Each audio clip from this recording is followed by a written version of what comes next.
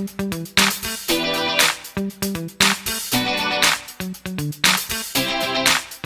guys! So ngayon ay lilipat kami ng venue. Kung maingay dyan pa. Si Papa oh?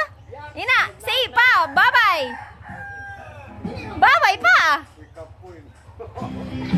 Lilipat kami ng venue. Punta kami ng... Punta kami ng... Ano ba yun? Pinamaloy Park. Pinamaloy Park. So, doon na naman kami maghahasik ng lagi. Bye-bye!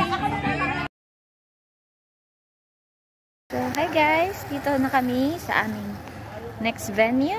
Dito sa Pinamaloy Lake. So, ikot ko ha, para makita natin.